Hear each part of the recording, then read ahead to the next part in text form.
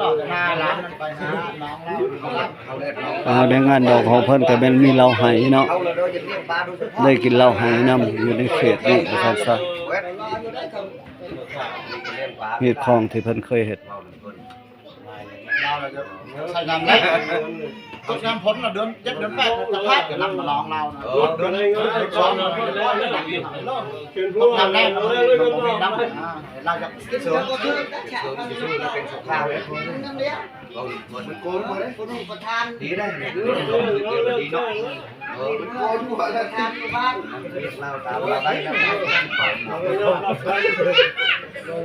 ฉันนั่งตัวนี้มันเที่ยวว่าโลกจะได้ขายมันเลือเหรอขายลูกค้าโลกที่ไปบ้านก็แพงกุ้งนั่นน่ะนะ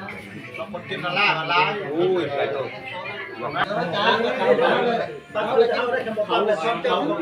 เฮ็ดของเขาเจ้าในเขตชนบทเฮ็ดดองเนี่ยต้องมีเหล้าไหอย่างนั้นนะเหล้าฮีดนั่นซะคันบ่มีเราบ่ได้ใครออกมาจำผีแล้วเพิ่นก็ได้จัดกันเข้าไปกินเนาะ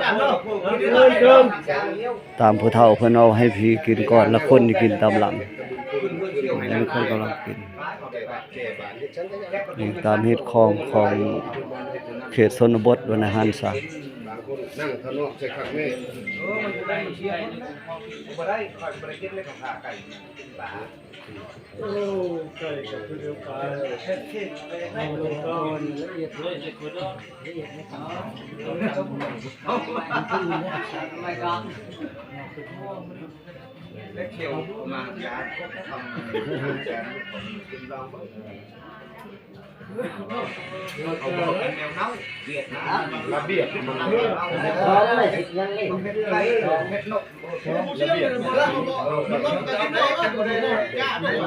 ี่ยเพิ่นว่า2 คน2 จอกเนาะผู้ละจอกเข้าเท่านึง2 คนคิดตัวจอก1อยากต้องการจะได้เท่านะวันนี้เจ้าสั่งยุดถ้าเจ้าที่2ก็สั่งนี่แหละเจ้าตื่นจอกนี่เขาตัวไอ้ร้านเฮามันมีเบียร์มันทำของเขาแล้วก็ถ่ายแล้วเบียร์ก็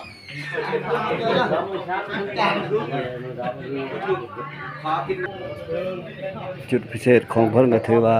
คันเอ็ดดองต้องมีเหล้าไห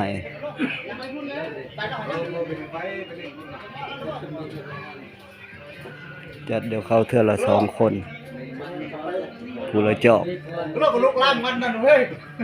ได้โดนเลยไปแล้วเฮาไปคันบ่ก่อนนำขโมยเด้อ